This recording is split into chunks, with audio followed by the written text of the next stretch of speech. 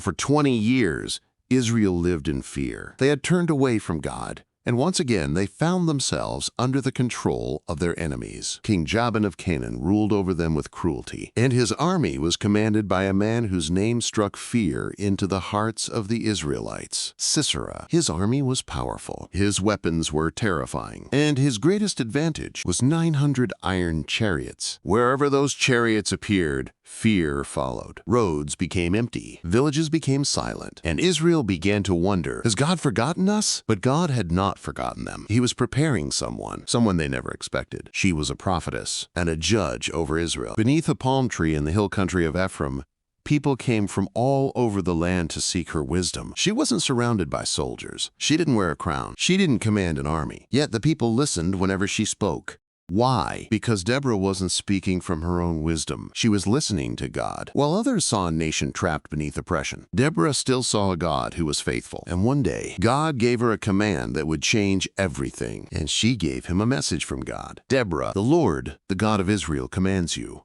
Go, gather 10,000 men from the tribes of Naphtali and Zebulun, and lead them to Mount Tabor. But Barak knew what stood against him. 900 iron chariots, a powerful enemy, and an army that had terrified Israel for 20 years. So Barak answered, Barak, if you go with me, I will go. But if you don't go with me, I won't go. Deborah didn't turn back. Deborah, certainly, I will go with you.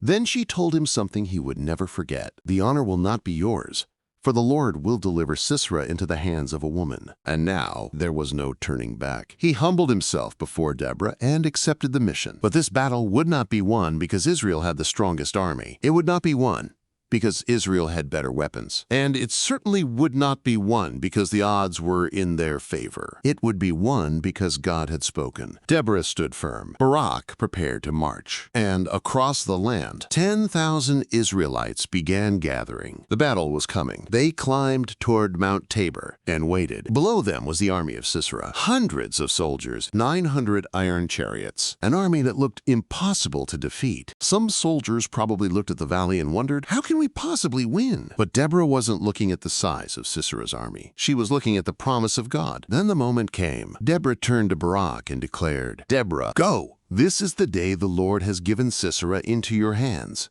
Has not the Lord gone ahead of you? And Barak led the army down the mountain, and Sisera's army moved to meet them. The valley thundered with the sound of soldiers, horses, weapons, and iron chariots. But then something changed. The sky began to darken. Clouds gathered over the battlefield. Thunder rolled across the valley. And then the rain came. Not a gentle rain. A storm. Torrential rain poured over the battlefield.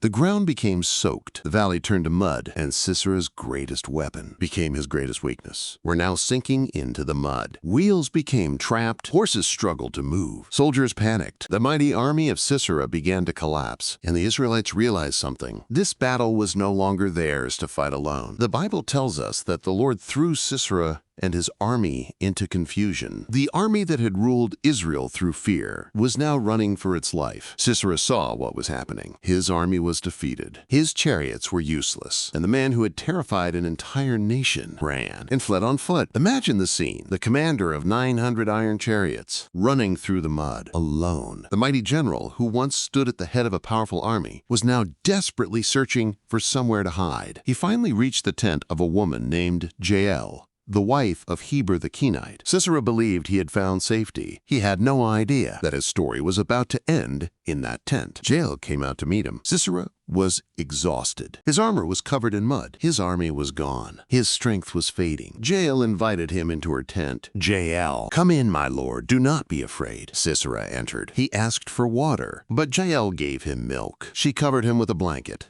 And eventually, Sisera fell asleep.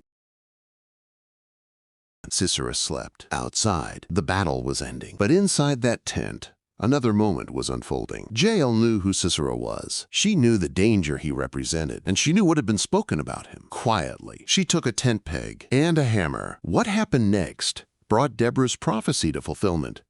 Barak arrived, still searching for Sisera. He approached Jael's tent, and Jael stepped forward. She knew Barak was looking for the enemy commander. Calmly, she pointed toward the tent. Jael, come.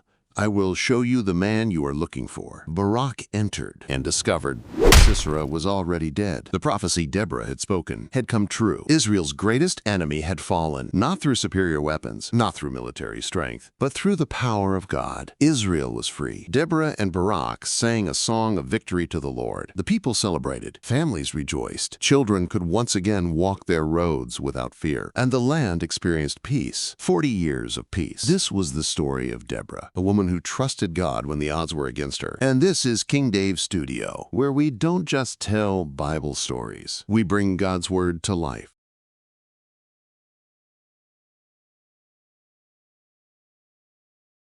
This was the story of Deborah, a woman who trusted God when the odds were against her. And this is King Dave's Studio, where we don't just tell Bible stories. We bring God's Word to life. If this story strengthened your faith, subscribe, because there are many more stories still waiting to be told.